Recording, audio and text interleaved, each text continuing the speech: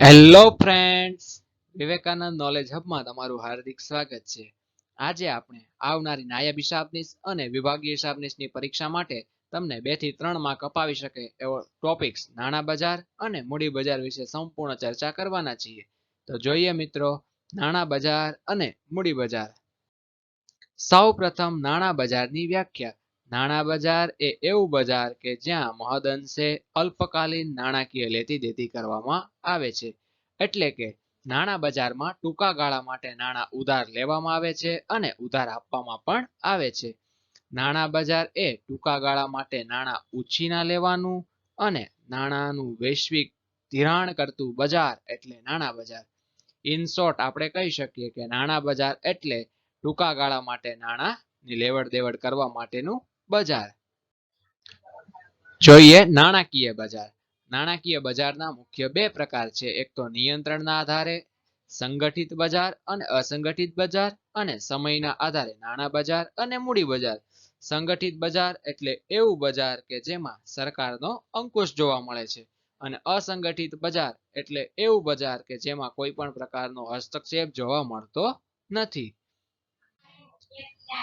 જોઈએ નાણાં બજારના લક્ષણો. આગળ આપણે વ્યાખ્યામાં વાત કરી એ પ્રમાણે નાણાં બજાર છે એ ટૂંકા ગાળા માટે નાણાંની જરૂરિયાતને સંતોષે છે. નાણાં બજારનું નિયમન આરબીઆઈ દ્વારા થાય છે. આ એક મહત્વનું છે.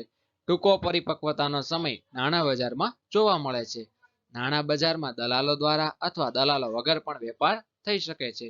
નાણાં બજારના વિવિધ સાધનો જોવા મળે છે. આપણે એની આગળ ડિટેલમાં ચર્ચા કરીશું. નાણાં બજાર છે એ ઓછું જોખમી જોવા મળે છે, અને નાણાં બજારમાં કામ કરનાર સંસ્થાઓ જેવી કે વ્યાપારી બેંકો, મ્યુચ્યુઅલ ફંડ વગેરે. આગળ જોઈએ તો નાણાં બજારના સાધનો. સૌ પ્રથમ વચનપત્ર, ટ્રેઝરી બિલ્સ, ત્યારબાદ કોલ મની, ત્યારબાદ નોટિસ મની, રેપો અને રિવર્સ રેપો રેટ માર્કેટ, વિનિમય બિલ માર્કેટ અને ઇન્ટરબેંક ટર્મ માર્કેટ. હવે આપણે નાણાં બજારના આ સાધનોને આપણે ડિટેલમાં જોઈશું.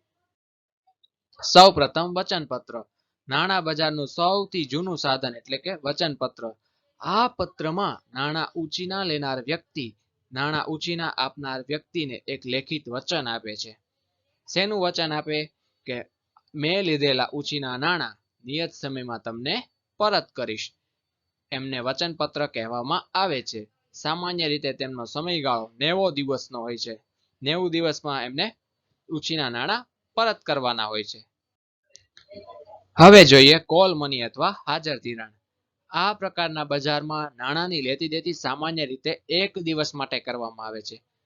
આ પ્રકારના બજારમાં થાય કેવું કે એક બેંક બીજી બેંક પાસેથી ટૂંકા સમય માટે એટલે કે 1 દિવસ 24 કલાક કરતા ઓછા સમય માટે નાણાં ઉછીના લે છે. એમને કોલ મની માર્કેટ કહેવામાં આવે છે. ભારતમાં 3 કોલ મની માર્કેટ આવેલા છે. પ્રથમ મુંબઈમાં, બીજું ચેન્નઈમાં અને ત્રીજું કલકત્તામાં. હવે જોઈએ નોટિસ મની. નોટિસ મની એ કોલ મનીનો વિસ્તૃત ખ્યાલ છે. જોઈએ તો નોટિસ મની એ કોલ મની જેમ ખૂબ ટૂંકા સમય માટેની નાણાકીય જરૂરિયાતને પૂર્ણ કરવાની રીત છે. નોટિસ મનીનો સમયગાળો 19 દિવસનો હોય છે. આગળ આપણે જોયું કે કોલ મનીનો સમયગાળો સામાન્ય રીતે 24 કલાક એટલે કે 1 દિવસનો હતો. અહીંયા નોટિસ મનીનો સમયગાળો 19 દિવસનો હોય છે. હવે જોઈએ ટી બિલ્સ. ઇમ્પોર્ટન્સ. સરકાર દ્વારા આરબીઆઈ પાસેથી ટૂંકા ગાળા માટે નાણાં ઉછીના મેળવે છે તેને ટી બિલ્સ કહેવામાં આવે છે. હવે થાય એવું કે સરકારને જ્યારે નાણાંની જરૂરિયાત પડે ત્યારે આરબીઆઈ પાસે ટૂંકા ગાળા માટે નાણાં ઉછીના લે છે, તો એમને આપણે ટ્રેઝરી બિલ્સ, ટી બિલ્સ તરીકે ઓળખવામાં આવે છે. આ પ્રકારના ટી બિલ્સ પર યોગ્ય વ્યાજ અથવા યોગ્ય કમિશન ચૂકવવામાં આવે છે. ભારતમાં સામાન્ય રીતે 4 પ્રકારના ટી બિલ્સ બહાર પાડવામાં આવે છે. પ્રથમ 19 દિવસ માટે, બીજું 91 દિવસના ટી બિલ્સ, ત્રીજું 182 દિવસના ટી બિલ્સ અથવા 364 દિવસના ટી બિલ્સ. અહીંયા એક શરત છે કે ટી બિલ્સ મેક્સિમમ 1 વર્ષ માટેના બહાર પાડી શકે છે. હવે જોઈએ કેશ મેનેજમેન્ટ બિલ.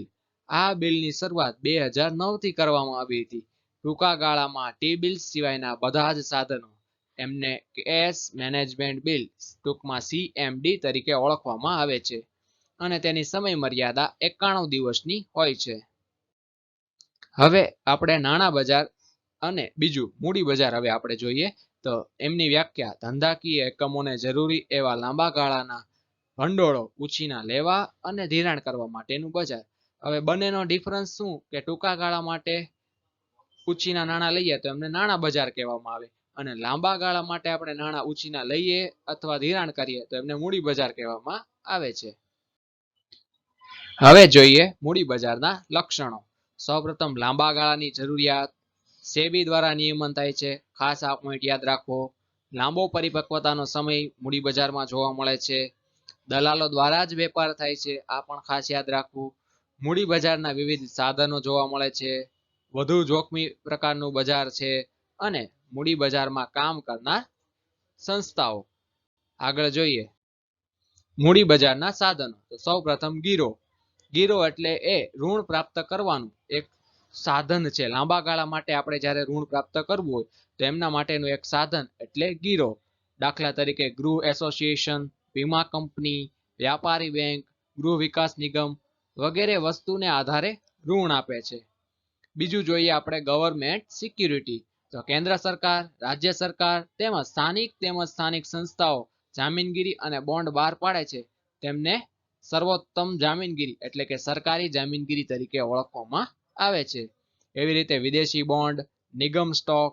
નિગમ સ્ટોકમાં ઉદાહરણ તરીકે રાઇટ શેર, બોનસ, ડિબેન્ચર, લાંબા ગાળા માટેની લોન, આ બધા જ મૂડી બજારના સાધનો તરીકે ઓળખવામાં આવે છે.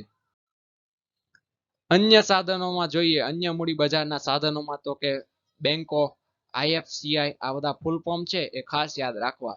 આઈએફસીઆઈ એટલે કે industrial finance corporation of India, એમની સ્થાપના 1948માં કરવામાં આવી છે.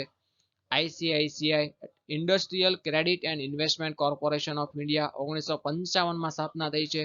IDBI industrial development bank of India 1964માં સ્થાપના થઈ છે. SIDBI small scale industrial development bank of India 2 April 1990માં સ્થાપના થઈ છે. અને સ્ટેટ ફાઇનાન્સ કોર્પોરેશન, આ બધા જ મૂડી બજારના સાધનો છે. મિત્રો, તમને મારો આ વિડીયો કેવો લાગ્યો એ તમે મને કોમેન્ટ સેક્શનમાં જરૂર બતાવશો. વિવેકાનંદ નોલેજ હબમાં તમને વિવિધ સ્પર્ધાત્મક પરીક્ષાલક્ષી માહિતી, વિવિધ સ્પર્ધાત્મક પરીક્ષાલક્ષી મટીરિયલ અને આ ઉપરાંત પણ અવનવા જ્ઞાનસભર વિડીયો મળતા રહેશે. તો મિત્રો, આપ મારી ચેનલમાં નવા હોવ તો ચેનલને લાઈક કરો, શેર કરો અને સબસ્ક્રાઇબ કરી બાજુનું બેલ આઇકન તો અવશ્ય પ્રેસ કરશો, જેથી મારા આવનારા નવા વિડીયોની નોટિફિકેશન તમને મળી રહે. Thank you.